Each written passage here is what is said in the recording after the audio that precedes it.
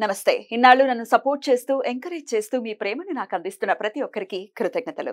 అలాగే ఈ వీడియో కూడా ఖచ్చితంగా మీకు ఉపయోగపడుతుంది. లైక్, షేర్ అండ్ సబ్స్క్రైబ్ చేసి మీ సపోర్ట్‌ని నాకు అందించండి. అలాగే ఈ వీడియో పట్ల మీకున్న అభిప్రాయాన్ని కామెంట్ సెక్షన్‌లో కామెంట్ చేసి తెలియజేయండి. ఇప్పుడు వీడియోని చూద్దాం.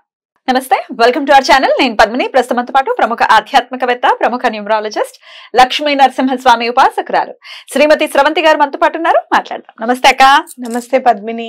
అక్క, కోరిక నెరవేరటం కోసం ఏదైనా రెమెడీ చెప్తారా అక్క? తప్పకుండా చెప్తాను పద్మిని.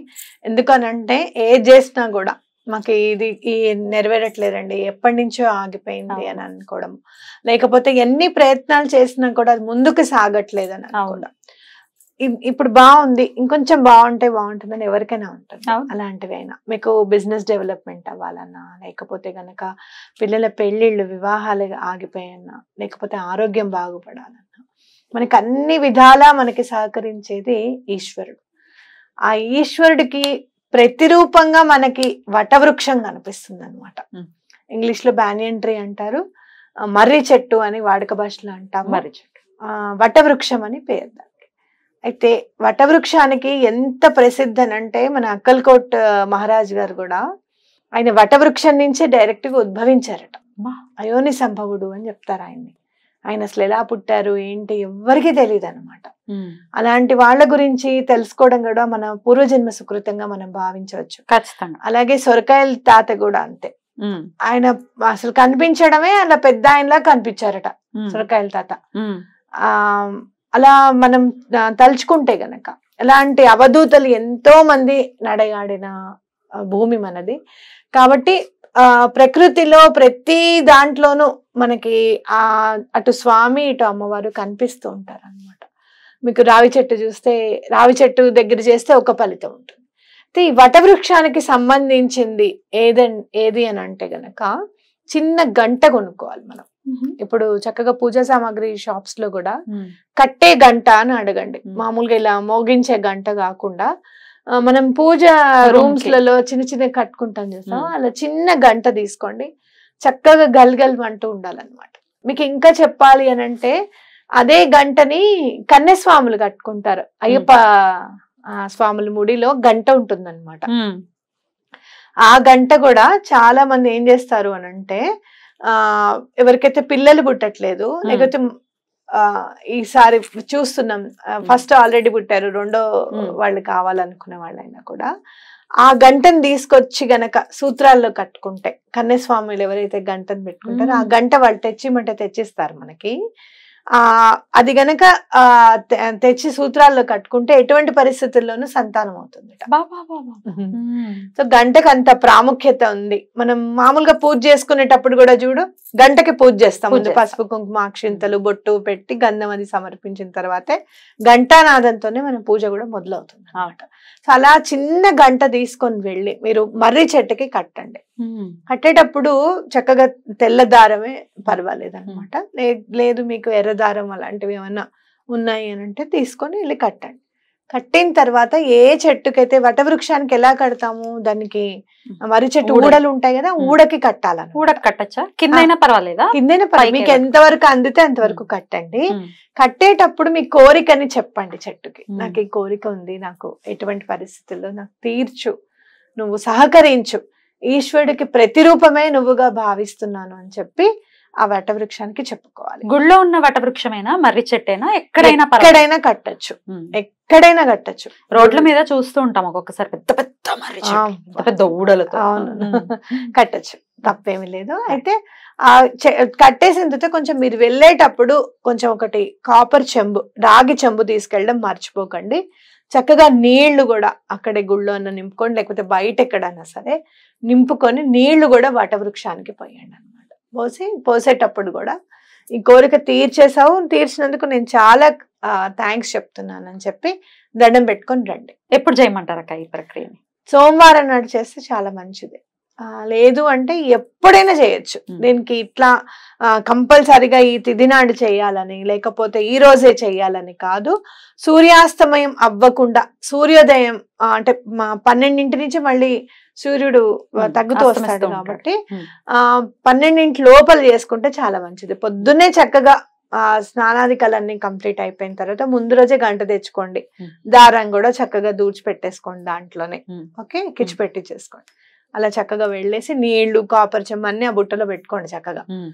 మంచి నీళ్లు కూడా మీరు తీసుకొని వెళ్ళండి. అక్కడ చక్కగా కాపర్ చెమ్మలో పోసేసుకొని నీళ్లు కూడా అక్కడ మర్రి చెట్టుకి పోసేసి రండి. గంట కట్టిన తర్వాత నీళ్లు పోయాలి కదా? గంట కట్టిన తర్వాత నీళ్లు పోయాలి. గంట కట్టేటప్పుడు మీకు ఏ కోరిక అయితే ఉందో అది చెప్తూ నీళ్లు పోసేటప్పుడు కూడా అది తీర్చినందుకు నేను మళ్ళీ గ్రాటిట్యూడ్ చూపిస్తానని చెప్పి రండి.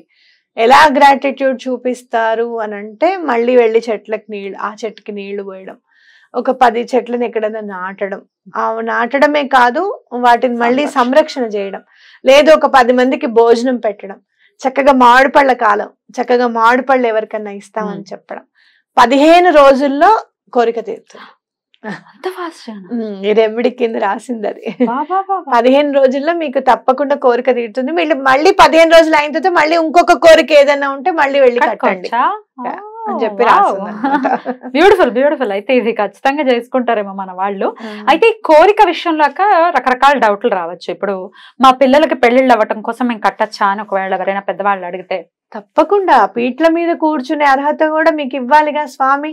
ఆడపిల్లలు అనుకో కన్యాదానం చేయగలిగేంత ఇవ్వాలి స్వామి అని చెప్పి దండం పెట్టుకోవడం. ఆ సుముహూర్తం నువ్వే నిర్ణయించు నాయన తొందరలో అని చెప్పి దండం పెట్టుకోవడం. వివాహం అనేది ఉద్యోగము లేకపోతే ఏదైనా ఇంకోటి ఏదైనా ఉన్నతి ఇవన్నీ వాళ్ళదైతే, వివాహం మాత్రం మొత్తం కుటుంబానికి సంబంధించిన కోరిక. తప్పకుండా కట్టచ్చు.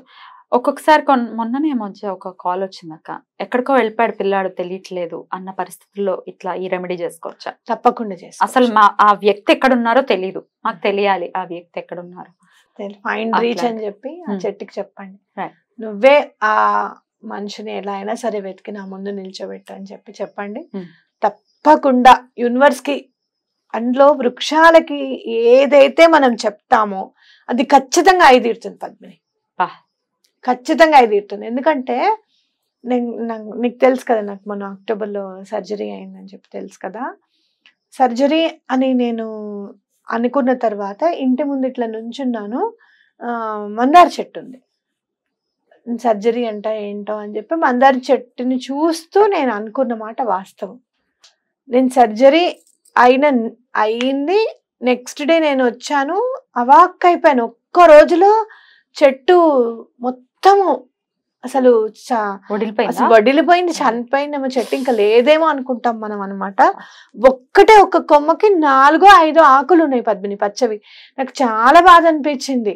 ఏంటి అసలు నేను ఇలా అన్నాను, ఇలా అన్న వెంటనే ఇలా అయ్యింది ఏంటి, అయ్యో చెట్టు ఇట్లా అయిపోయిందా అని చెప్పి నాకు విపరీతమైన బాధ అనిపించి మళ్ళీ చెట్టు దగ్గర బయట బాల్కనీలోనే నుంచొని దండం పెట్టుకొని, అమ్మా ఏదైనా నెగటివ్ ఎనర్జీని కనుక నువ్వేమైనా తీసుకుని నువ్వు ఇలా అయిపోతే గనక ఆ యూనివర్స్ కి దండం పెట్టుకుంటున్నాను, మళ్ళీ ఆ చెట్టుకి ప్రాణం పోయాలి, నువ్వు బ్రతకాలి ఖచ్చితంగా. నేనేదో నిన్ను చూస్తూ నేను బాధపడ్డాను అన్న విషయం నా మనసులో నుంచి ఆ బాధ తొలగిపోవాలి అంటే నువ్వు మళ్ళీ చిగురించాలి అని చెప్పాను. ఫుల్ చిగురించింది పద్మిని, ఇప్పుడు మళ్ళీ బాగుంది, చక్కగా ఉంది. రోజు చక్కగా పువ్వులు, చెట్టుకి పవర్ ఉంటుంది పద్మిని. మనం మాట ఖచ్చితంగా వింటాయి పద్మిని, అది మాత్రం ఖచ్చితంగా చెప్పగలుగుతాను నేను. బ్యూటిఫుల్, అద్భుతం అక్క, చాలా బాగుంది. డెఫినెట్ గా ఈ రెమెడీని చేసుకుని 15 రోజుల్లోనే తీరుతుంది అని చెప్తున్నారు కాబట్టి ధర్మబద్ధమైనటువంటి ఎటువంటి కోరికైనా మన వాళ్ళవి తీరాలి అని మనస్ఫూర్తిగా కోరుకుంటూ thank you so very much అక్క. నమస్తే.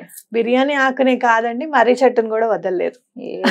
ప్రకృతిలో మీరు వదలరా అన్నట్టు బిర్యానీ ఆకునే కాదు, భగవంతుడు సృష్టించిన దేన్నైనా సరే జీవితాలు బాగుపడడానికి ఎలా ఉపయోగించుకోవాలి అనడానికి తప్పకుండా మేము ప్రయత్నిస్తూనే ఉంటాం. అంతే, ఎట్లయినా అనుకోనియండి, ఏమైనా చేయండి, ఎండ్ ఆఫ్ ది డే మన థాట్ ప్రాసెస్ లో ఉన్న విషయం ఏంటి, వాళ్ళ కష్టం తీరాలని. అంతే, పళ్ళున్న చెట్టుకే కదా ఉంటాయిలేండి అక్క. చెప్తున్నా, దానికి నేనేం బాధపడలేదు. బిర్యానీ ఆకుని కూడా వదలరా తల్లి అని అంటే వదలము అని ఖచ్చితంగా చెప్తున్నాను. అంతే అంతే, నోట్ పెట్టు, రాసుకోరా సాంబా. ఓకే, రాసేసుకో. థ్యాంక్ యూ అక్క. నమస్తే. నమస్తే.